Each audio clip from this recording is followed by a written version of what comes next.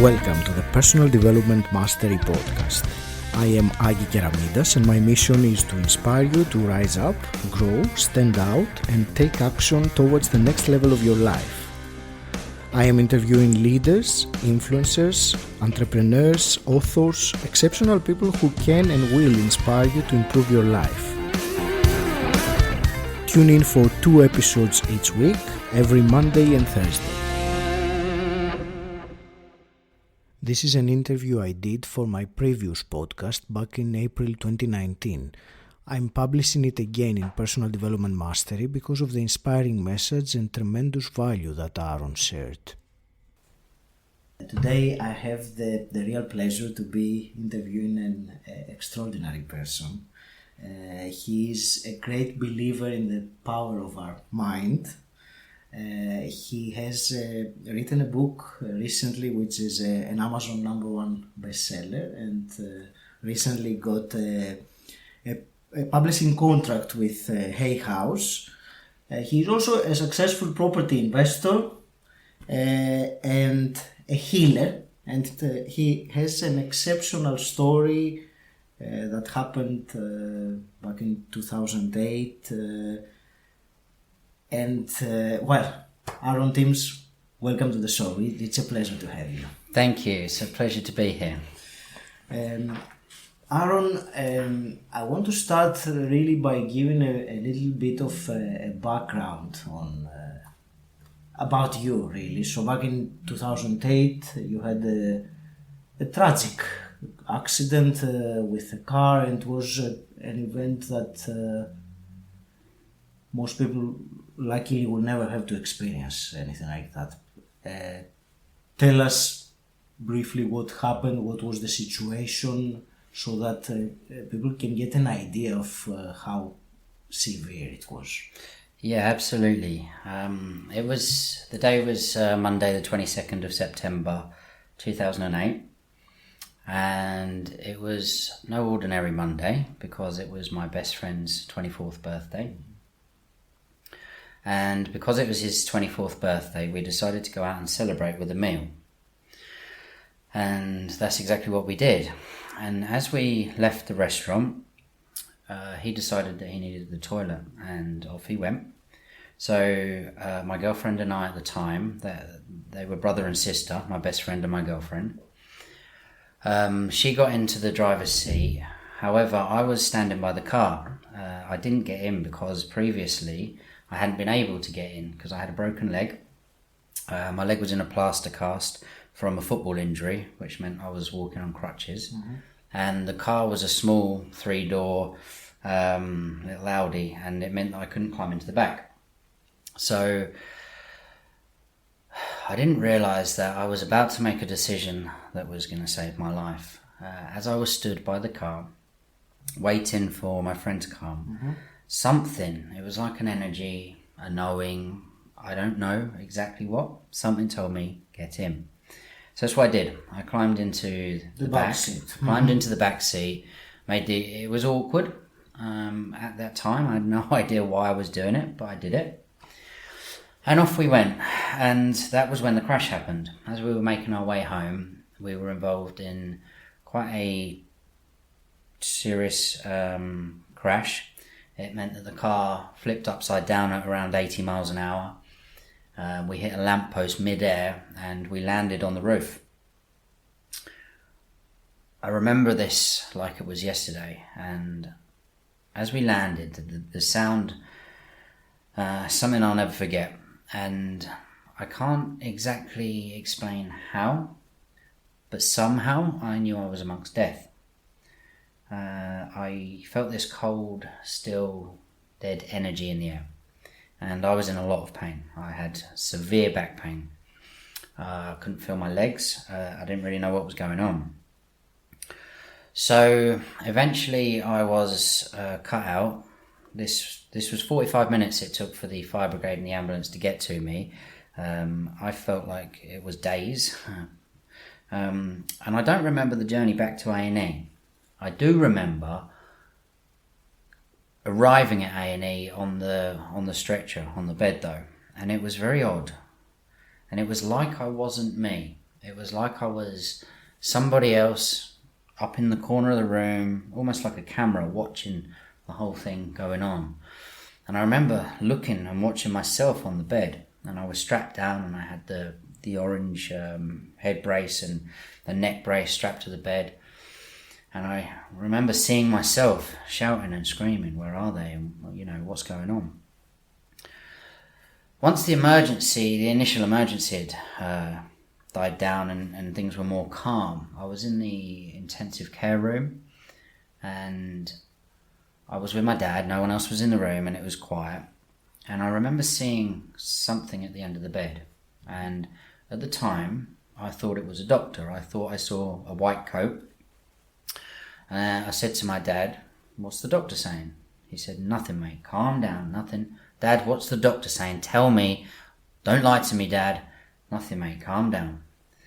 And this went on. And little did I know at the time, this was when I was having the spiritual world thrust upon me.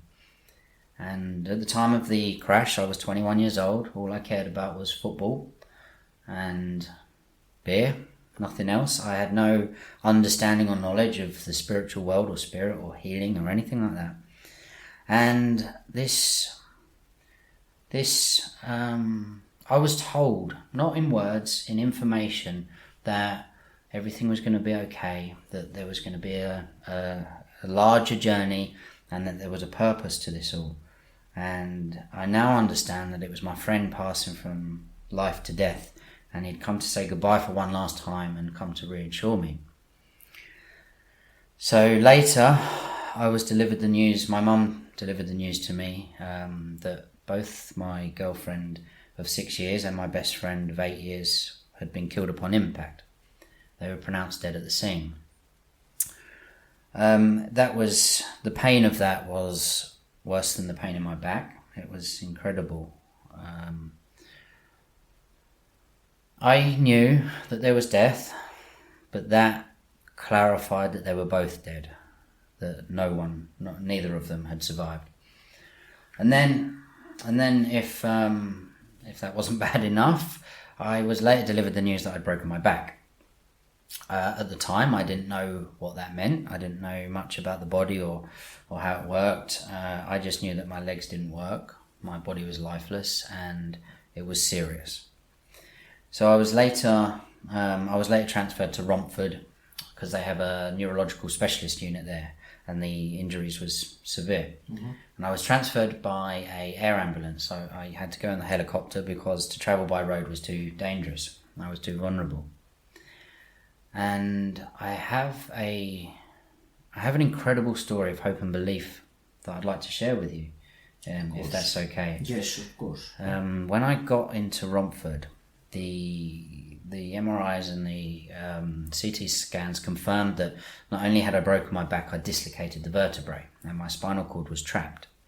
And this meant that the surgeons and the consultants there had to plan the surgery, which meant I was laid in bed for 8 days. And once the surgery was done, I remember going into surgery and I remember feeling very relaxed, actually. Under the anaesthetic, it was the first time I had a moment of rest.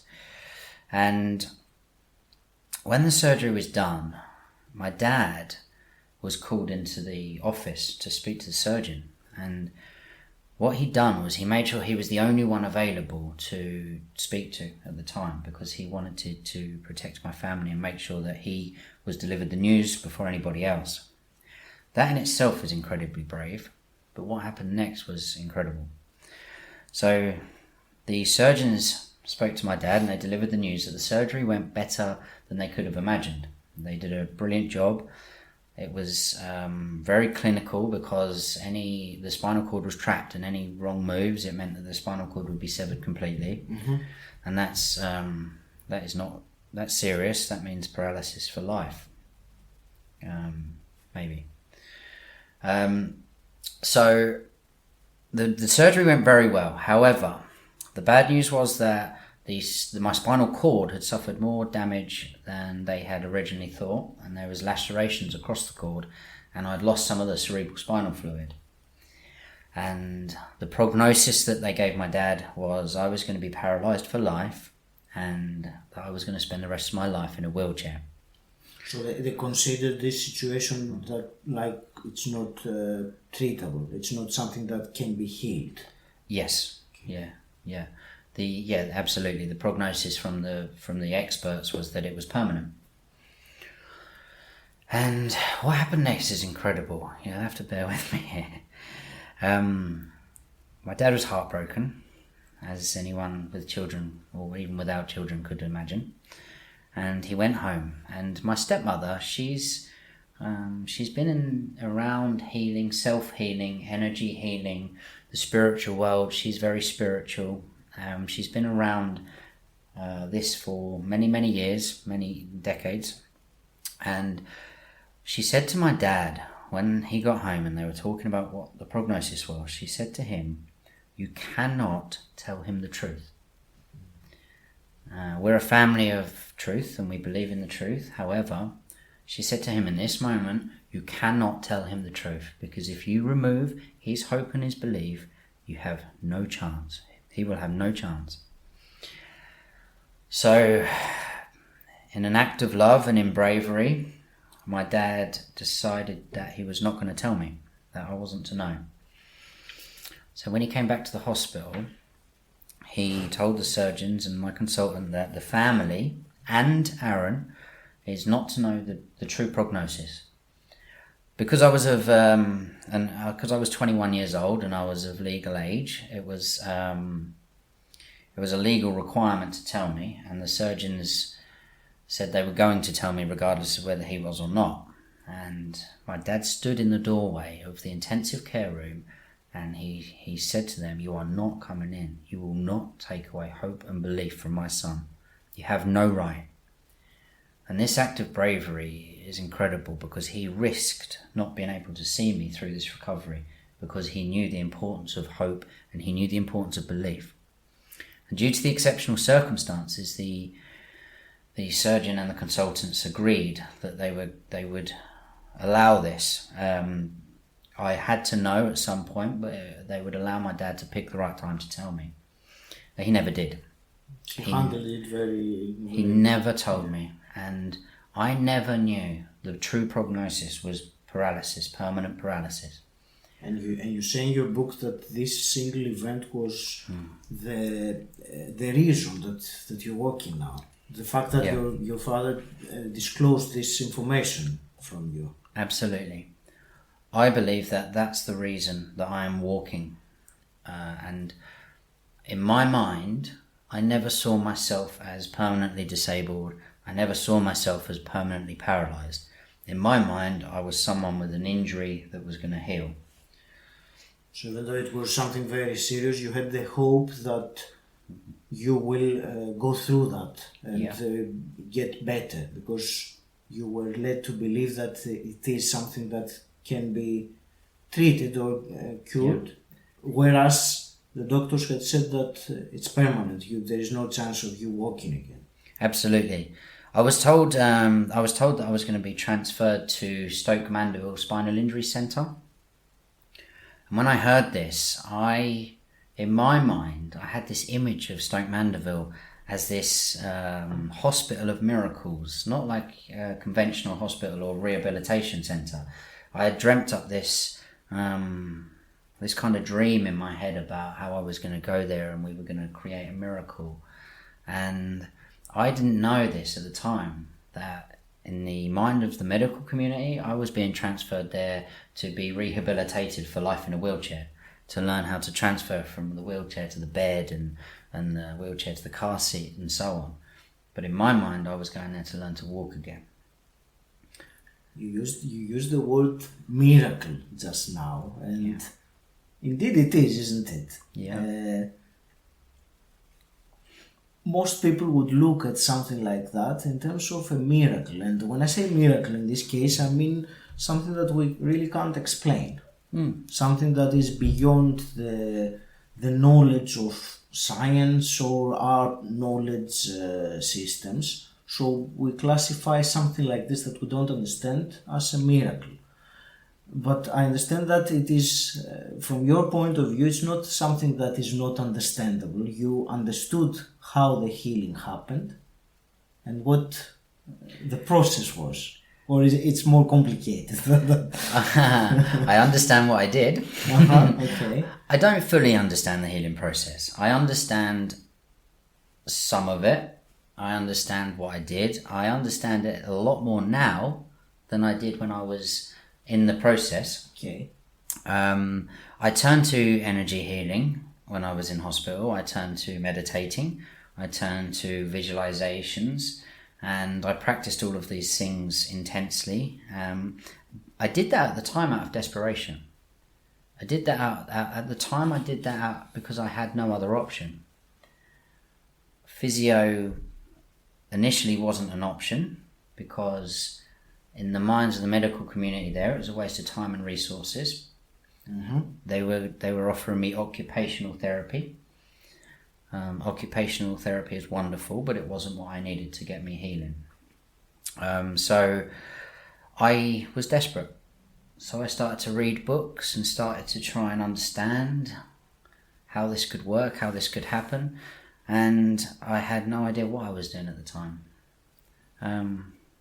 The reason why I asked that about the miracle is, in my head, in my mind, and I suppose with many people, a miracle is something that is reserved for a few people. Not many people experience something so intense in their life to consider a miracle or to be considered miracle. But that's what I'm trying to get from you, that you say that it's not yourself that the miracle happened. It is something that can happen, or anyone can go through this process of self-healing as you did. Absolutely. I believe that there's a miracle inside every one of us. I believe that there's lots of miracles that happen around the world every day. And, you know, science is something that we like to use because science demystifies things for us. And it's a really great way of the how-to, filling in the dots in the middle, which is something that we seem to need and want as humans. And when I managed to let go of that need to know, the miracle really started to happen. We don't know science to its full entirety. As a human race, we know science. We know a lot about science, but we probably know less than 1%, really. And miracles happen all of the time, and everybody has a miracle. And I believe actually that it's our own belief systems that get in the way of the miracles. Yes, that's what I read your book and I was fascinated by it for many reasons. But I remember there is one point that you say that belief is what fuels the full potential of your mind. And you said something, it was in the lines of if you can achieve this miraculous healing, so can someone else. And that is, for me, it's the most intriguing and the most fascinating thing. And that's what you've started doing, I understand, fairly recently, which is healing others. Absolutely, yeah. It's something I didn't realise that I had. Everybody can heal. Some people are more intuitive with it than others because they are more aligned with the universe. It's part of their journey. I recently discovered that I'm very intuitive and I have this ability to heal others. And I've started applying that to other people as well. And it's really important because I say to people, if I can do it, you can too. Mm-hmm. If I can do it, you can too. And I keep repeating it and I keep repeating it because it means so much to me. I'm so passionate about it. I'm a person that created a miracle. I took the impossible and I made it impossible. What I really want people to know, though, is that I am just a human being. That's all I am.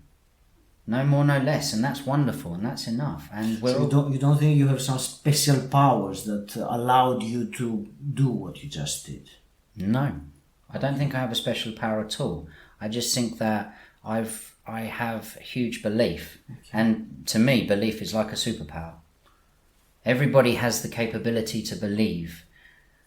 And belief is a superpower in my eyes. And I have belief, which is why I have this superpower. But everybody has the capability to believe.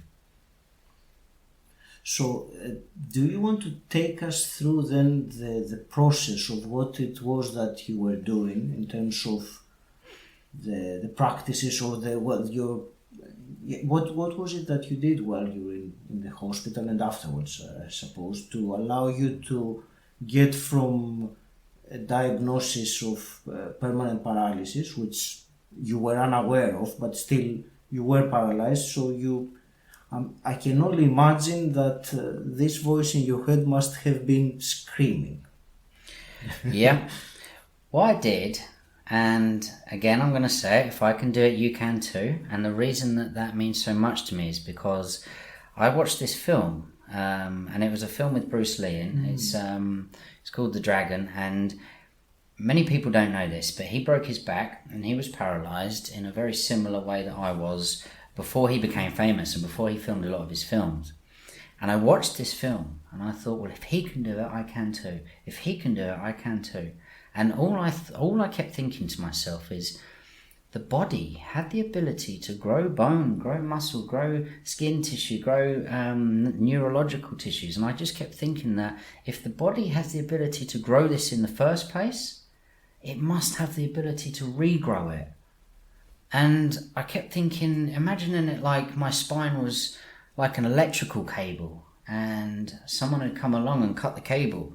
And all I needed to do was regrow the connection in the middle.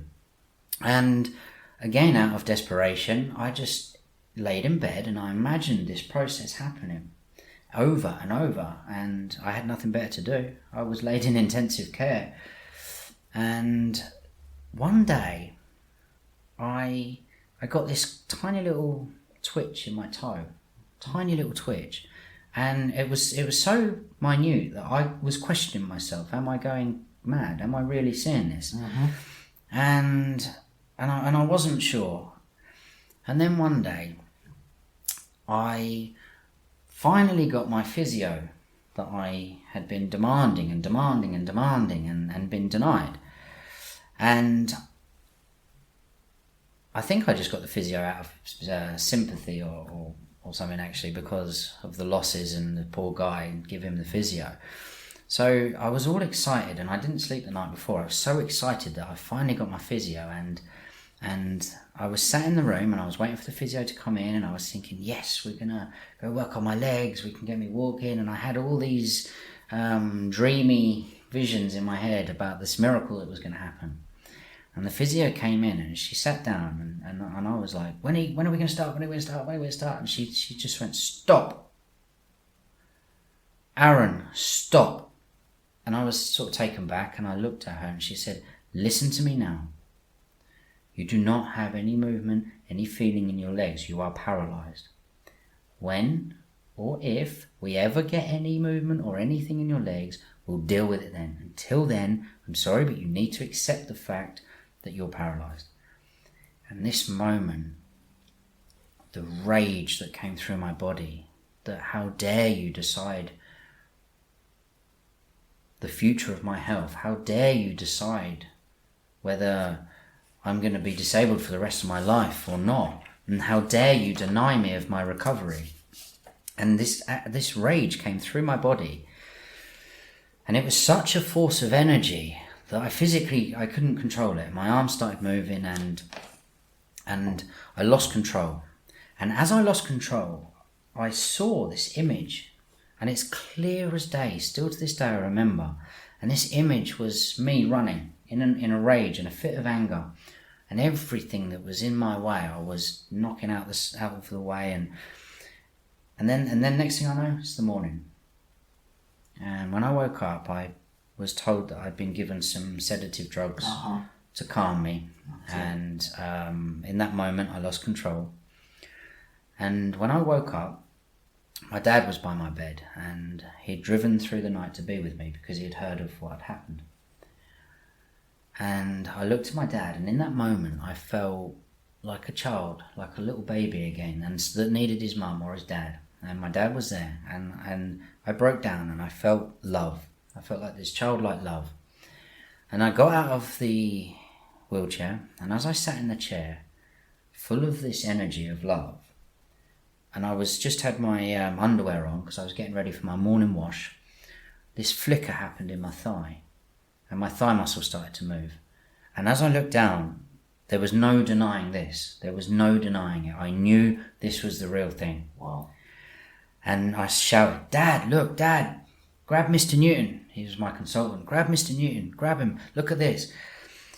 And I remember Mr. Newton came in and he looked at me and he said, "Aaron," he said, "that's great." He said, "That's brilliant." He said, "However, there's involuntary muscle twitches and neurological twitches and spasms that you must understand. This may just be a reaction from the body."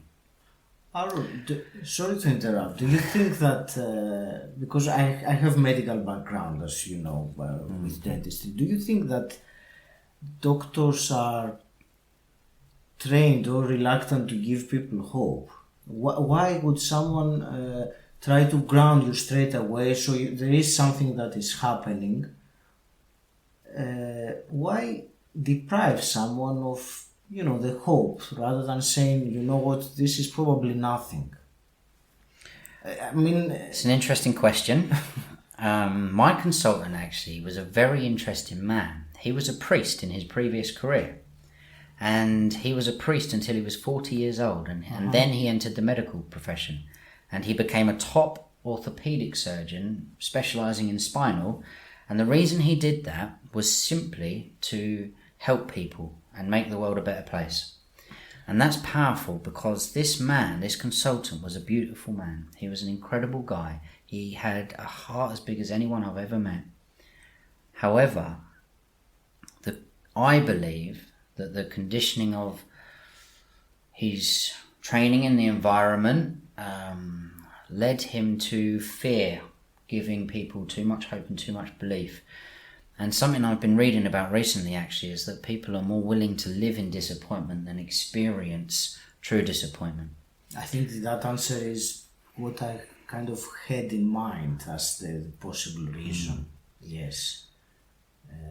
And it really frightens me, because there's real power in what I've just said, because I believe that there's thousands, maybe millions of people across the planet that are living in disappointment rather than living in hope and belief for fear of being disappointed.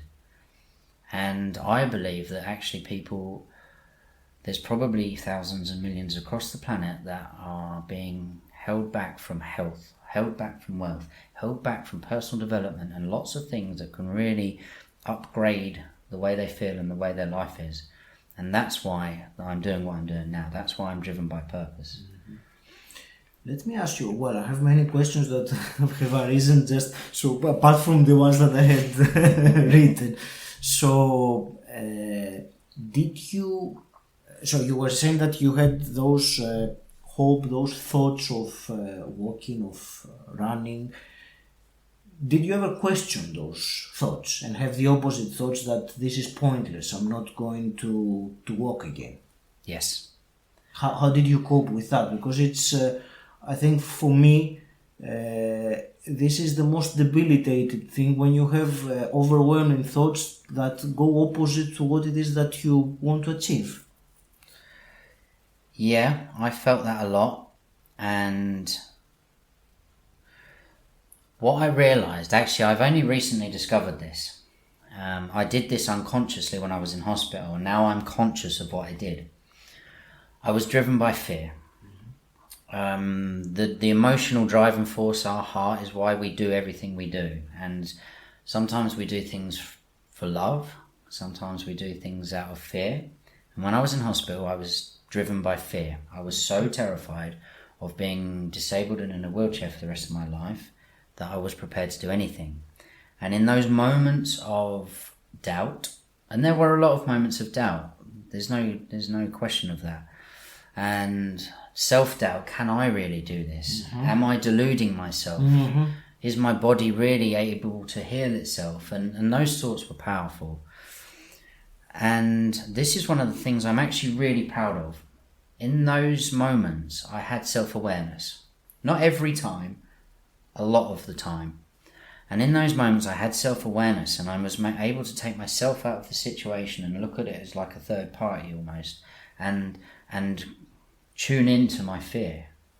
Okay, I see what you mean. So by self-awareness, you mean that you could see your thoughts as thoughts rather than identifying with them and letting them carry you where they go. Yeah. Okay. Yeah, it's almost like, how can I describe it? Maybe when we have a thought process, it's like writing them down on a piece of paper. So you're removing them out of your head. Okay. And then when they're removed out of your head, you can really see them for what they are. Mm-hmm. And then when you can see them for what they are, you can be more logical about it. Sure. Thank you. And there was, obviously in your book, you have you describe some techniques which I'm going to ask you in a moment of how you did that and how you advise or recommend others to deal with health problems or problems in general, things they want to improve in their life. I wanted to start with something that you mentioned already. You said that when the physiotherapist told you that, Aaron, wait a minute, you weren't going to walk, you went into a rage. You had a very intense feeling, which you harnessed it somehow. I think that's how you call it in your book. So my understanding is that somehow this very intense emotion was transmuted into healing energy. Is it something like that? Yes, that's what I believe. When I look back at everything that I've done, and now I'm really, I'm reflecting on everything and trying to understand it, and I've been doing this for a long time now. And my understanding of it now is that there was an energy of anger, is what it started with. And energies vibrate on different frequency levels, like sound waves. Mm-hmm. And anger is a lower frequency than love, for example. That's a higher frequency. Mm-hmm. And I believe that high frequency energies like love and forgiveness and gratitude are healing energies. I think they have the capabilities to heal the body of physical symptoms and heal the soul. And when that anger came through me, it was very powerful. And when I woke up in that moment and my dad was there and I felt the love, like a childlike love, and the childlike love is very powerful. It's a very powerful love.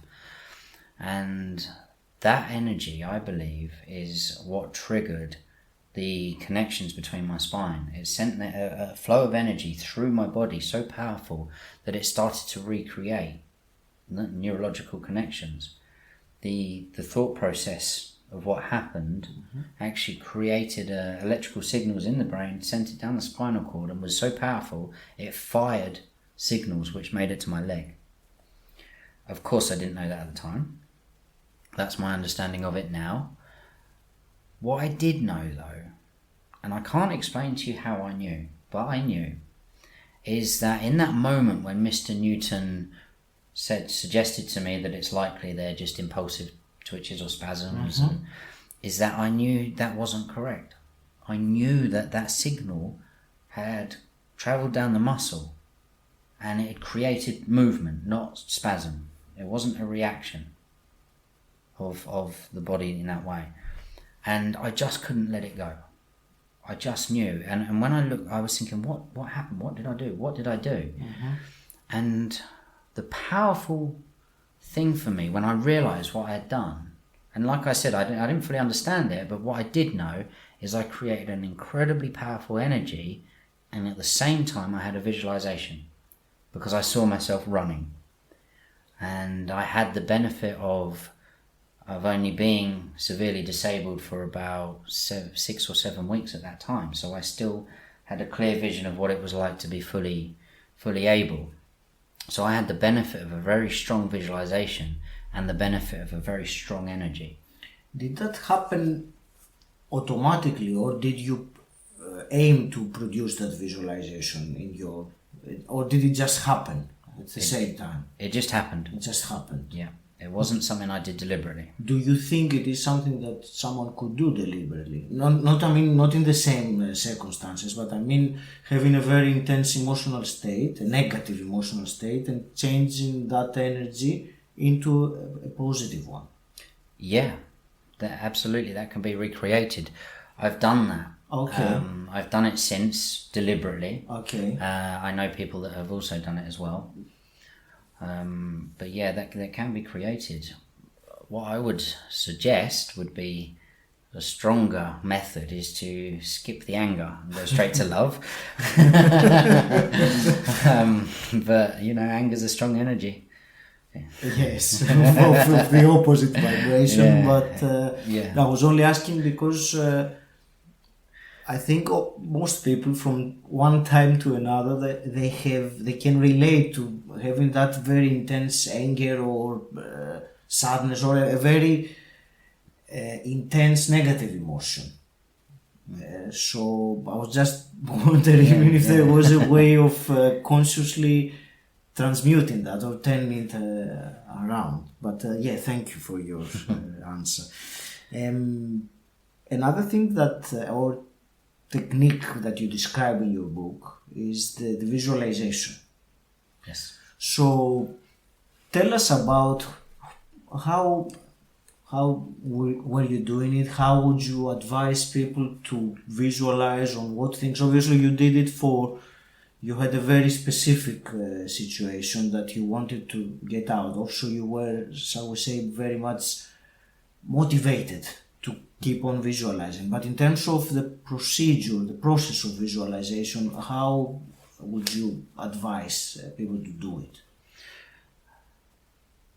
In terms of healing a specific injury, yes, I would advise that seeing themselves as fully healed. So, and I actually copied this from the Bruce Lee story, because when he was actually braced in this big brace machine, and he did these visualizations, and I got that from him, and he was visualizing himself doing his martial arts, and I copied that theory, I copied that technique. And what I would do is I would wheel myself down to the physio gym every single day in my wheelchair, and there were exercise bikes in there. Not like the ones you see at the gym. These ones were designed for paraplegics, where you sit down and you're more back and your legs are more in front of you rather than below you. And there's straps, so you can strap your legs in, strap your feet in, and you can strap your knees in, because with your legs not working, they literally fall off the bike. So it's designed for that. And what it does is it's electric, and the motor turns the pedals for you. And there's a digital reading above it, and it measures the resistance, or if your legs are putting any input in, and things like that. And what I did is every single day as I was on the bike, I would close my eyes and I would picture myself in the Tour de France. And I would, I don't know why. Just what? Wow. Wow, yeah. The Tour de France is fun, so why not? And I would close my eyes and I would picture myself going through the mountains in France, and I would smell the air and picture my legs below me working hard, and I would feel the aching in them and feel the sweat running down my face, and I did this every day, and I really got in the moment, and that's really important for anyone out there that wants to do visualizations.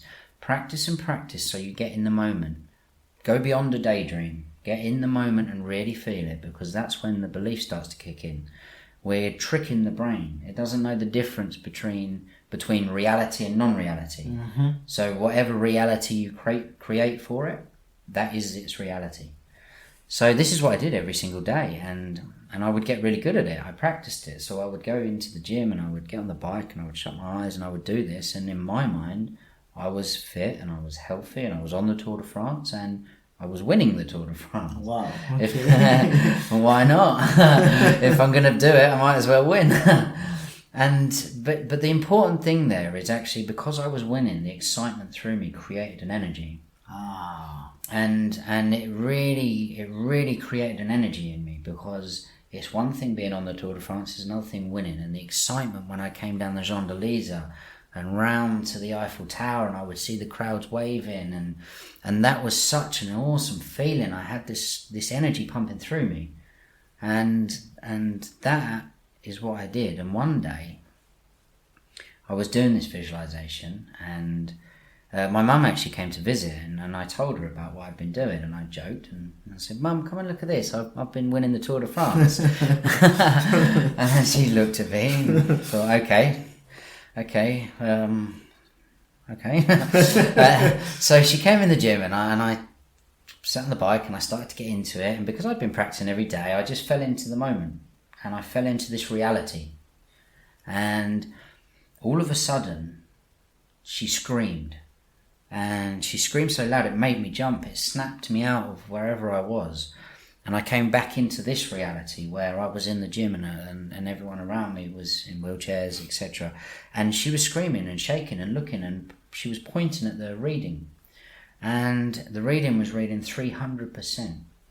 And what that meant is that my legs had gone from having no input to 300% input, which is not powerful. However, it's powerful enough to turn the wheels by myself. Mm-hmm. And in that moment, my legs had, the way I describe it is they literally jumped into life. They came back into life.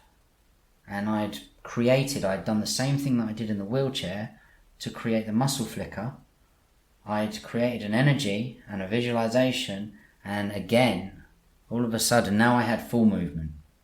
Undeniable movement. And again I shouted, "Mum, Dad, Mum, Mr. Newton, call him in." And when Mr. Newton came down, he calmly looked at me and smiled, and he said, "Aaron, with the movement you now have in your legs, I think we should do some physio with you." Okay. "I think you have a chance of walking." And I laughed and I said, "Thank you." But you know, the really powerful thing there is I had taken people that did not have any belief in me and made them believe. Mm-hmm. And my environment was now an environment of belief. And that's when the real momentum happened. And that was really powerful, and that meant a lot to me. Thank you. And I think belief is the whole theme around what you describe and what has happened. Shall we go through some other things that you also describe as techniques? You mentioned the affirmations. Yeah. So were you doing that at the hospital as well, or was it something that you started implementing afterwards? Yeah, I didn't do affirmations in hospital. But you advocate people to do affirmations. Absolutely, to yeah. heal them. Mm-hmm. Yeah, absolutely. When I came out of hospital, I started to do more affirmations, and they're really, really, really powerful. Mm-hmm. I didn't know much about them or the power in them. Had I have known that when I was in hospital, I would have done them all day. And I like to do affirmations in a powerful way. I like to get energy involved. Mm-hmm. I believe that we're all energy. The universe is energy. We're just different densities and formats of energy. Yes. And to create energy is something that I believe creates real power in affirmations. And I use kinetic energy. I do movements, and I lower the tone of my voice as well, because I believe that connects with the frequency of my heart and my soul. So I really open up the energy between me and my soul and my body as well. And then I do my affirmations. You also talk about deliberate practice. So do you want to share what is it that you mean by deliberate practice? Absolutely, yeah. Deliberate practice is very important. Deliberate practice is something that I did in hospital. Again, I actually did that unaware. And now, looking back, I'm aware of what I did. And I read a book about it, the whole thing. And what deliberate practice is doing something, analysing the results, working out a technique or a method of improvement and redoing it. And what that means is, for example, if I go down to the driving range and hit 100 golf balls, And I keep doing that, and I keep doing that. But if I don't step back and analyze how I hit them or what I'm doing, I'm not going to improve. I'm only going to reinforce bad habits. Mm-hmm. If I go down to the driving range and I hit 10 golf balls, then I stop and then I analyze what I did or what I didn't do, and then I redo it. I'm likely to improve much more. And that's exactly what I did in hospital. And I worked out what was working and what wasn't working, and then I would improve on what was working. Okay, brilliant. Okay, there is... Oh, I wanted to ask, so when you started walking, or even at that time when your doctor told you that, Aaron, you will need some physio, did he ever give you a scientific explanation of how you healed? No. Obviously, he must have been puzzled. Because scientists need to give an explanation, need to find out why something happened. So, in terms of medical science, what happened in your situation? I don't have an explanation. Did the doctors tell you anything? No. I have my own theory of how I believe it happened, which I mentioned about with the neurological pathways being created and energy doing that. I believe that thought alone is they're like a thought actually is an electronic signal in the brain, and when we have more thoughts we create more signals, and that actually creates neurological pathways, and by doing that I was creating those neurological pathways which were sending signals down my spinal cord and creating connections, and that's how I believe that happened. And I did that through thought, through energy, and through visualizations. But did I get an explanation from the doctors? No, I didn't.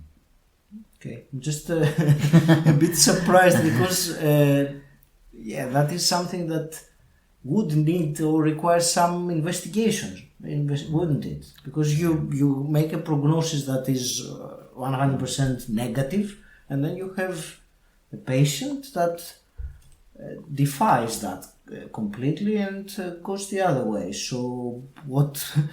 I mean, this science, in my opinion, should try and find out how the heck this happened. I'm sure science is doing that, but they haven't achieved it just yet. Okay.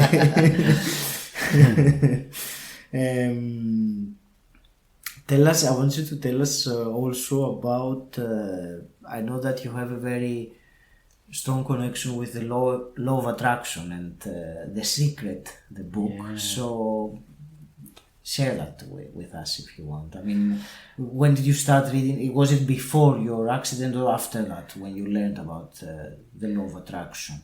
After the accident. Okay. What actually happened was when I got home, I went back to my dad's house, and I did that because I didn't want to go back to my environment where I lived with my mum before because of triggers, emotional triggers. I was grieving heavily. So, long story short, I ran away to Australia. My friend of mine was going travelling and I decided to go with him. And I did that because my internal world was, it had fallen apart. You know, I hadn't grieved, or I didn't know how to grieve. I was still in the process, and I was struggling with the fact that I had lost my career, lost my income. I no longer had a best friend, and I no longer had a relationship. I lost my identity because I had an identity of being the football guy, or the guy that was good at football. I was no longer good at football and could no longer play. So I lost all of my identities, and that's very difficult. In my opinion, losing my identity was more difficult than the paralysis. It didn't feel like it at the time because I was so focused on physical healing. Physical healing is always the obvious thing. But when I went out to Australia, I decided that changing my external world was going to heal my inner world. And I got out on the beach, and it was beautiful. I was in the most beautiful place, and I felt worse than I'd ever felt. And in that moment, I realized that any type of healing, any type of situation in our life can only ever be dealt with from the inside out, from the heart and through thought processes. So I decided to read a lot of books, and I thought, well, okay, Aaron, you got to stop playing the victim now. It may or may not be your fault you're in this situation, but it is your responsibility to do something about it. So do something. So I picked up this book, and this book was called The Secret. And Rhonda Byrne, yes, this is a book that has changed many people's lives. So, yeah. I remember when I read it many years ago, I was so fascinated by it, yes. Yeah, it's a book that's changed millions of lives. It's a brilliant book. Yes. And I picked it up, and I was in a place where I was really starting to believe that miracles happened. And I was still in a place where I was working out myself and what happened with my spine and my paralysis, and I was seeing that miracles really do happen to ordinary people. And I read this book, and when I decided to test the theory, and I thought, I'm not sure about this. Does this really work? So I was traveling down the East Coast in a camper van with my friend, and I said to Ben, I'm going to give the book away, and I'm going to give it to a stranger, and I'm going to get it back. I'm going to use the law of attraction to get this book back. Putting it to the test, okay. Put it to the test. So I went over to this man walking down the street, and excuse me, sir, would you like a gift? And he looked at me in the same way that my mum looked at me when I told her I'd won the Tour de France. But he took the gift, and so I went back to the camper van and immediately started drawing a picture of the book. And this process went on for 6 weeks, and I thought, you know what, you have to show the universe you deserve it. So I went to libraries and tried to force it and tried to make it happen. Every town we stopped in down the East Coast, I would visit the library, and no book. And 6 weeks later, I thought, you know what, this is ridiculous. You're not going to manifest a book. I've had enough. You've drawn so many pictures of this book. And so I stopped. And then we visited Noosa, and a friend of ours from England, he lives there now, and he said, my mum's doing a roast dinner on Sunday. Would you like to come over? She'll do an English roast for us all. It'll be really nice. So we did. Mm-hmm. And when we got there, I had the secret emblem tattooed on my arm because I was serious about this book, The Secret. Right. And I had a tiny little emblem just above my wrist. And as we were eating dinner, my friend's mum, she looked at my arm and she said, oh, wow, you have The Secret tattooed on your arm. And I said, yeah. I did, and it doesn't work. And she smiled and she said, okay. And I said, yeah, I told her the story about trying to get the book back. And she looked at me, she nearly fell off her chair. She said, I ordered the book about a month ago. And she said, they made a mistake with the order and they sent me 2. Would you like one?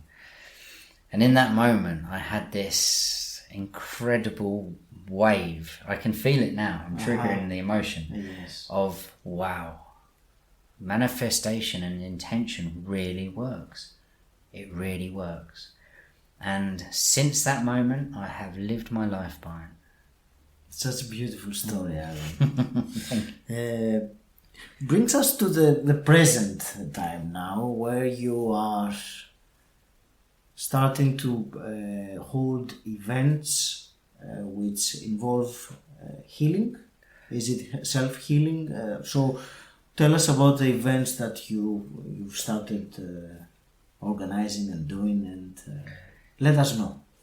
Yeah, well, what I'm doing at the moment is I'm co-founded Conscious Success with my wife. And Conscious Success is the platform from which we're going to run our Healing Mentor programs and our live events. And it's called Conscious Success because we want to create success in people's lives. We focus on healing, but actually we want to create success in all areas of people's lives, in health, wealth, themselves, relationships, career, etc. But the key is to be conscious of that. Mm-hmm. To be successful is one thing, and some people are successful, but they don't know how they've created success. They just automatically do it. Mm-hmm. But what I want to create is a platform where people are conscious of how they created the success so that they can maintain a level of success in their life. And I'm not talking about a big bank balance. Maybe that's a byproduct of success. But what I'm really talking about is success in all areas of life. Balance, health and spiritual and career and wealth. Wealth's important, but not just wealth. and not just healing. So that's what we're doing. Now, I'm creating multi-speaker events with other speakers who have equally incredible stories and as much to give as I do. And what I'm doing there is I'm doing that while we build these events for conscious success. And the conscious success events, the vision for me that I'm building is to create huge events with thousands of people in.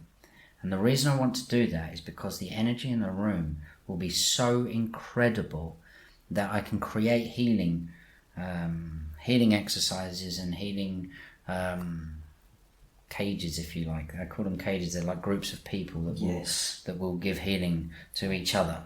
Okay. And that will be so powerful that it literally heals people of physical symptoms in a moment.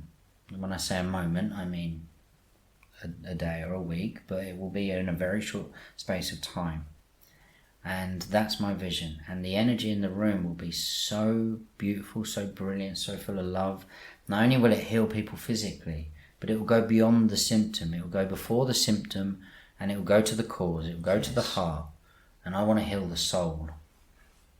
That's beautiful. And I've had my own experience of healing in a similar way, which was nothing like the intense situation that you had, but it was just a persistent pain in my knee, which was healed instantly. And that I didn't think that it would be possible for that situation that had lasted for 5 weeks to be healed instantly with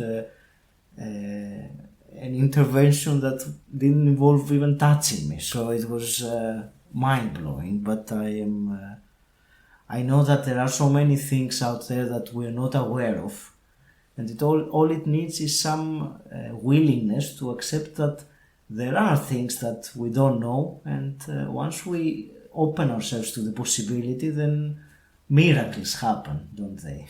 Yeah, I actually believe that is what stops most people who want to create a miracle in their life from doing so, because the how-to in the middle is what people need to know, how they're going to get from destination A to destination B. They need to know the journey on the way.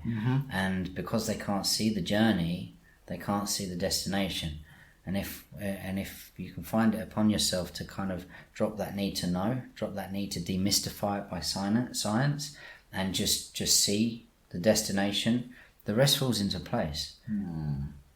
It requires faith to do faith. That. Yes. What's Martin Luther King that said, take the first step in faith. You don't have to see the whole staircase. Yeah. Just take the first Absolutely, step. Yeah.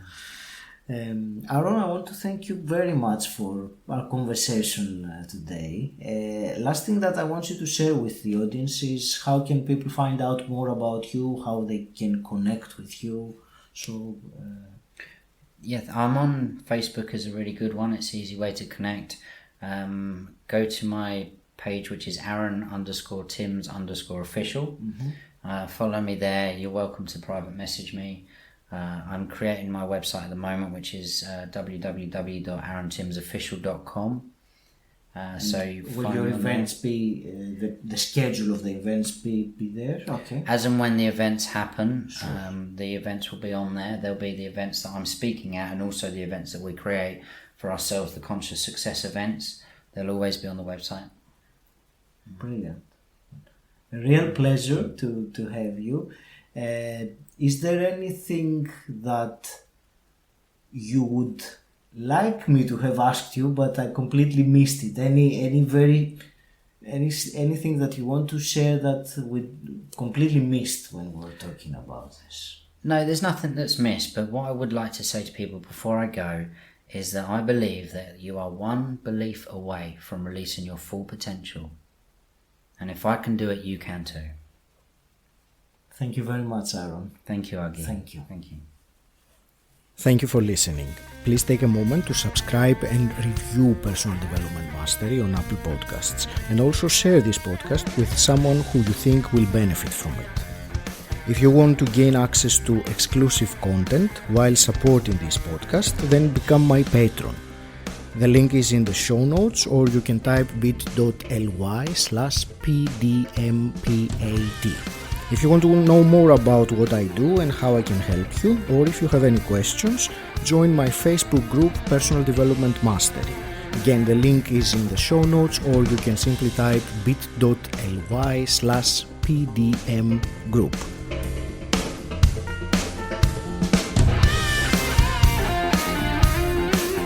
And until next time, stand out, don't fit in.